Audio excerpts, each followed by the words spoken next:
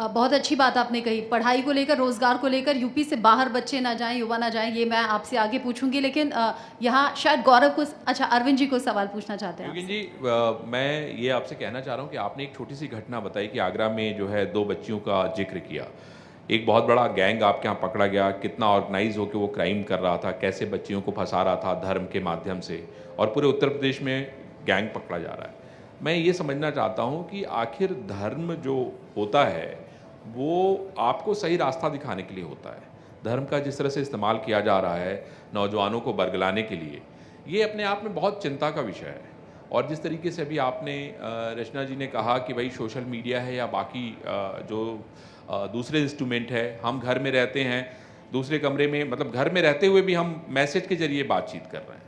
आपको लगता नहीं कि वाक़ई एजुकेशन में भी कोई ना कोई ऐसी व्यवस्था होनी चाहिए, कोई ना कोई ऐसा चेक बैलेंस होना चाहिए, जो इन सारी चीज़ों को मॉनिटर करे? हर महीने की कोई ना कोई एक ऐसी रिपोर्ट आनी चाहिए जिसके माध्यम से इसको देखा जा सके। मैं अभी देख रहा था कल परसों, स्कूलों में चाकूबाजी हो रही है, गैंग बनाए जा रहे हैं। ये एक कहीं न कहीं किसी को भी चिंता में डाल देता है, किसी भी माता-पिता को चिंतित कर देता है। तो हम बहुत ढेर सारी पॉलिसी बना रहे हैं, नई एजुकेशन पॉलिसी बना रहे हैं। जब हमारे बच्चे ही ठीक नहीं रहेंगे, जब हमारी उन पे ही नज़र नहीं रहेगी, तो हम उनको किस तरह से पढ़ा पाएँगे? देश का भविष्य कैसे सुरक्षित रहेगा? मेरा ये सवाल है आपसे।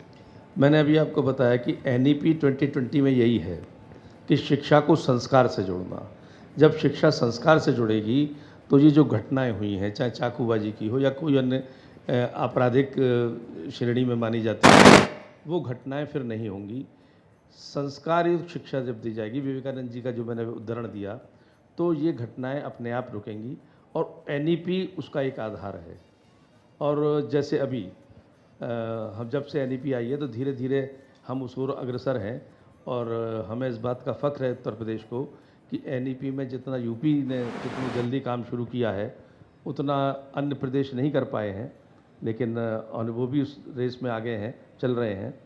तो जब जब ये होगा, अभी मैं हमने थोड़े दिनों पहले हर यूनिवर्सिटी को एक मैंने ही लेटर लिखा है उनके वीसीस को कि एक भारतीय ज्ञान परंपरा के अनुसार जो हमारे आदर्श पुरुष रहे हैं, जो हमारे दार्शनिक रहे हैं, चाहे वो चाणक्य हों, ऋषि मुनि हैं, या आज के दीनदयाल उपाध्याय हैं, या विवेकानंद जी हैं, अहिल्याबाई होलकर हैं, वो भी मात्र शासक नहीं थीं, वो भी एक चिंतक थी।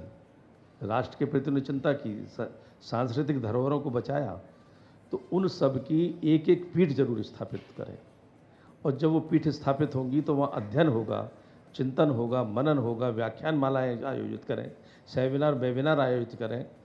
अभी मैंने सरकारी विश्वविद्यालयों में दिया है, अगले स्टेप में निजी विश्वविद्यालयों को भी कहूँगा, उनसे भी गुजारिश करूँगा कि इस तरह की पीठ स्थापित करें। तो जब ऐसी पीठ स्थापित होंगी, वह संस्कारित शिक्षा प्राप्त करेंगे बच्चे वहाँ से। बहुत अच्छी बात कही आपने। अरविंद जी अभी जिसका जिक्र कर रहे थे वो गुजरात के अहमदाबाद का केस है सर। 8th क्लास के बच्चे ने चाकू मार दिया 10th क्लास के बच्चे को, उसकी मौत हो गई। हम लोग सुनकर बड़ा हैरान थे। हम जब बतौर न्यूज़ एंकर ये खबर अपने दर्शकों तक पहुंचा रहे थे तो चिंता हो रही थी उन पेरेंट्स की, और वहाँ हुआ भी ऐसा। पेरेंट्स बहुत बड़ी संख्या में पहुंच गए, उन्हें अपने बच्चों की फिक्र थी। आपको लगता है कि ये संस्कारों की कमी हो सकती है, या स्कूल कॉलेजेस में क्या ध्यान कम दिया जा रहा है कि 8th क्लास का बच्चा चाकूबाजी कर रहा है? देखिए, अपनी संस्कृति में कहा है मातृ देवो भव, पितृ देवो भव और गुरुर्देवो भव। ये तीन को देवता तुल्य क्यों बताया गया, या ये तीन पहले गुरु क्यों बताए गए? क्योंकि यही संस्कार देते हैं। सबसे पहले संस्कार देने वाली माँ होती है, उसके बाद पिता होता है, फिर गुरु होता है। तो इनको जो संस्कार हम लोगों को मिलते रहे, वो अब आने वाली पीढ़ी को भी मिलते हैं। ये हम लोगों की जिम्मेदारी बनती है, जो आज की पीढ़ी है, जो कहीं इससे थोड़ा सा अपनी जिम्मेदारी को निभाने में, मुझे कहने में ऐतराज़ नहीं कि बच रही है या हट रही है, ये इनको पुनः लाना होगा।